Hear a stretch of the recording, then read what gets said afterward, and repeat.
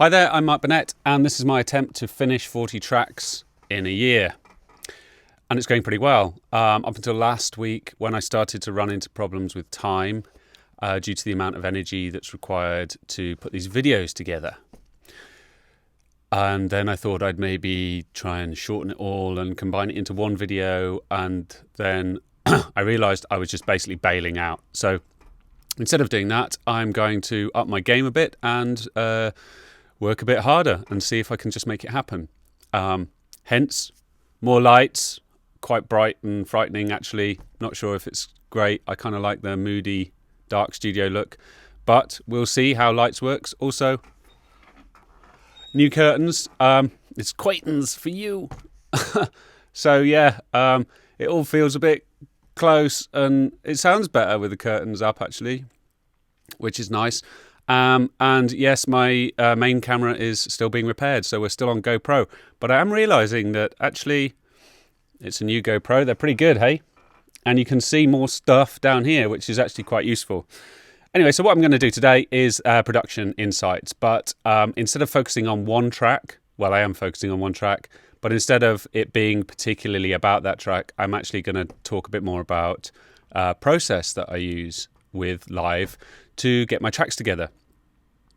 And this week's track is a bit of a challenge, and I'll show you why. So, unlike the previous tracks that I've kind of found in some kind of nearly finished state, i.e.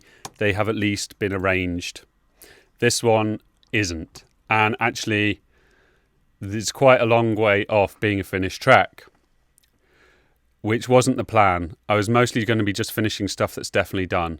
But I had a little play with this yesterday, and I thought I actually quite like it. And it's a bit more up to date. I mean, it's still something from the library that I found, but I've kind of updated it a bit as I've been playing with it. So, yeah, I just wanted to share this part of the process. And this part of the process is where we turn a session, so like a bunch of, clip ideas, into some kind of arrangement. Now, there's obviously many different ways we can do that. A lot of people like to work straight in the arrangement view here, dragging, dropping, copying and pasting. But I find that whole visual decision-making process a little bit, not quite sure what the word is, but it kind of constrains to a certain degree the way that you map the music out, the way that the track kind of evolves. So the thing is that because we're quite visually based creatures, we do tend to make a lot of decisions based on what we're looking at, regardless of whether that's actually got anything to do with what we're listening to. And so colours and lines and numbers and stuff like that start to come into play when you're working in a visual environment. And actually music is not about that. Music is about tones and space and dynamic and interaction and harmonics and all of these other things, which are properties that you can only really hear. So what I like to do when I've got my session to a situation where it's pretty much got all the elements I need. In fact, in this case, there's more elements here than I really need at this stage. I do tend to try to map my arrangement out once I've got the first 6 to 8 parts. For a few reasons. One, it's manageable. And secondly, if you haven't got, in the first 6 parts, if there isn't like a really solid groove there, if there isn't a really solid fundamental for a track, you can add as many other tracks as you like and you're not going to really get anywhere. The balls and the foundation of the track really should be already there within the first few parts. So all the garnish and the extra layers and the details and stuff can easily be added on later, but I always think it's good to get the like I say, the bedrock, the foundation of the track done as simply as possible with the minimum amount of elements. However, I have already added quite a few extra bits to this particular project, and it's now spanning 12 tracks, which is definitely my maximum number of tracks for this particular part of the process. Because what I'm going to do is I'm going to use my trusty push here in session mode so I can see the various clips that I've got here. And I'm going to be using my 2 trusty Vestax VCMs, which gives me 12 channels of mixer controls. See here, volume on track 8. And also control over some of the stuff that's on the tracks, but actually predominantly it's just a filter that I've got on every track, which is kind of DJ friendly tool. And then I've also got a send and return, 2 sends rather, a reverb and a delay. Nothing too fancy at this stage, just enough to give me on here control over the main elements and a little bit of stuff to play with while I'm jamming it out. And that is exactly the concept that I use. So by using Ableton Live's session view and playing the track and recording that performance, what tends to happen is that I capture the track, the arrangement is informed by the music itself, if that makes sense. So, when you're looking at an arrangement window here, you're thinking, okay, 4 bars of kick drum, then 4 bars of kick drum and hi-hat, then 4 bars of kick drum and hi-hat and snare, and you start thinking about these formulated grid and phrases and stuff, which are pretty standard for obvious reasons, but you start making decisions or trying to make decisions based on that. Whereas if you play it, you're listening to how that part evolves and how those elements are working.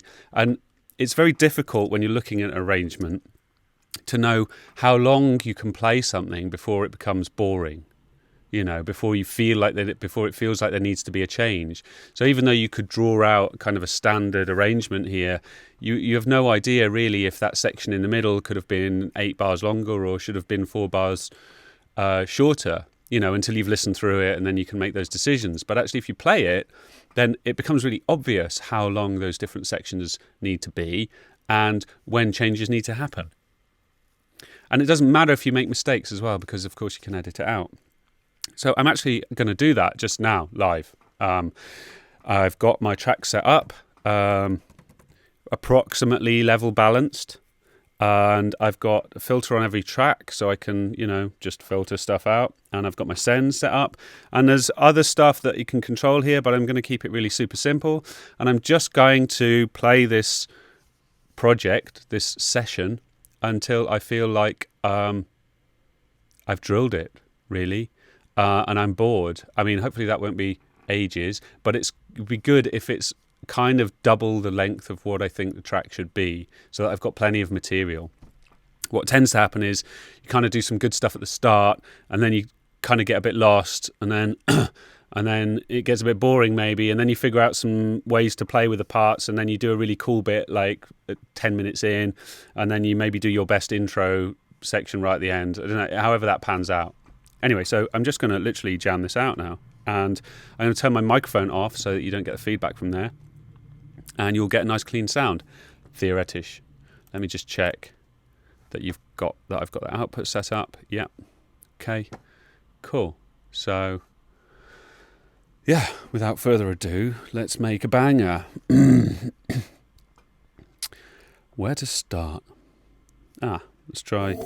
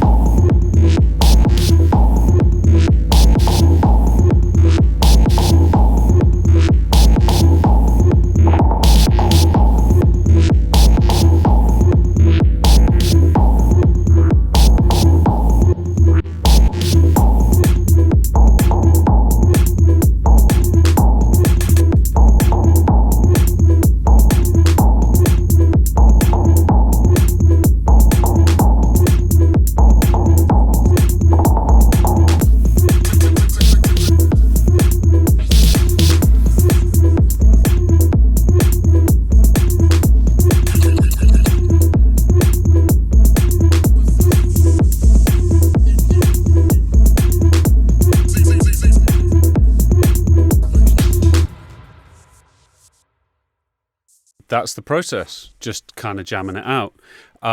Didn't go too crazy there. Obviously, it really helps if you're not under pressure of like performing, although that also sort of should help. I generally find it quite useful to try and get myself into like the headspace of actually performing it, so there's a bit of pressure on.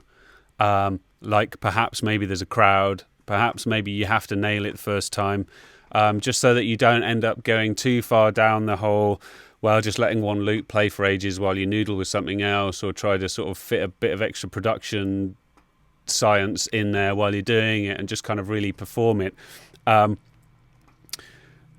was pretty happy with that, actually. Not anything particularly mind-blowing, but when we have a look now at the arrangement, so what you can see now is that I've got, 14 minutes of gold.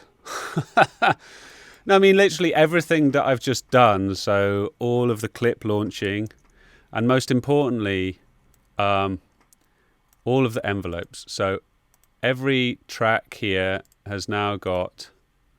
I wish there was a shortcut to do this for all the tracks simultaneously. Maybe there is, and I just don't know it. But I don't think there is. So I can basically add an automation lane. Oh, cool.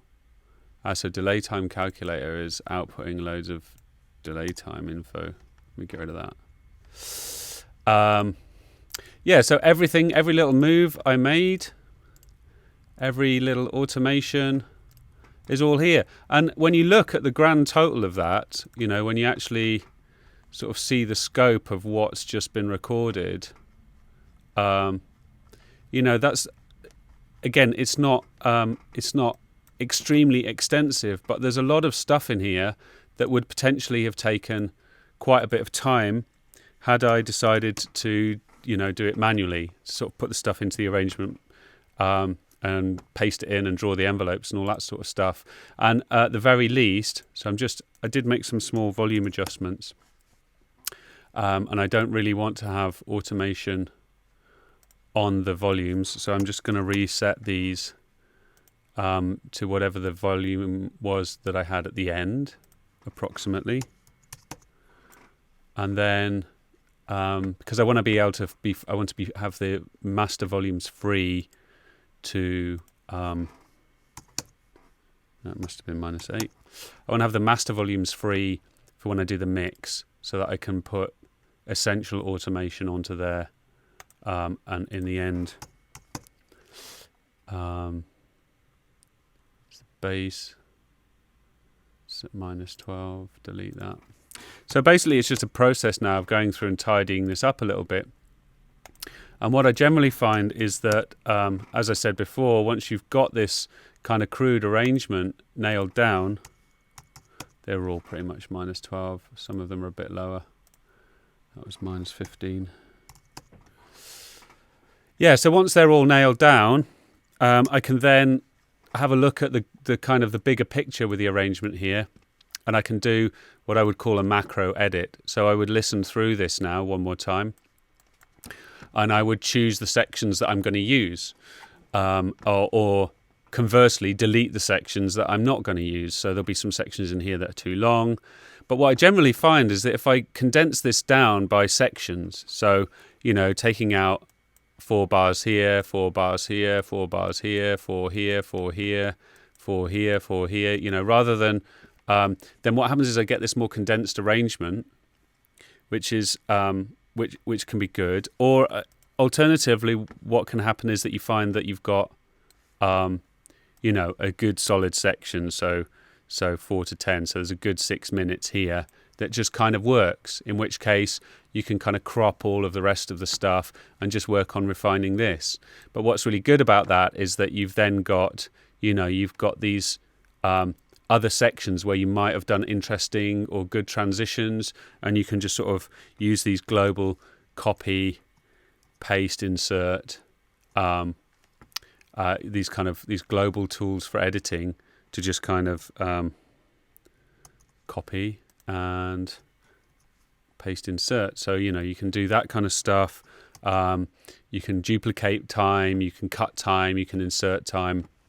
it's really easy to move this stuff around once it's in the arrangement here.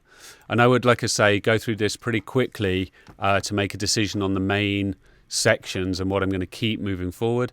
And then I would get rid of the rest, save it as a new version, and then start looking at kind of the smaller details, the fills and the risers and the tension and how that's all going to be glued together, because that sort of stuff is a bit more difficult to perform live anyway.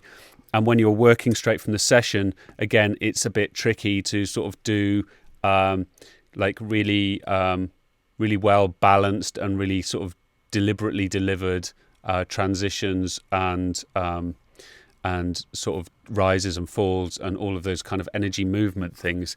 You can get the kind of building blocks out there, but it's quite difficult to get that detail that you can then add when you move into the arrangement window. And the other thing about that process, or that this sequence of events, is that when you work in this way, you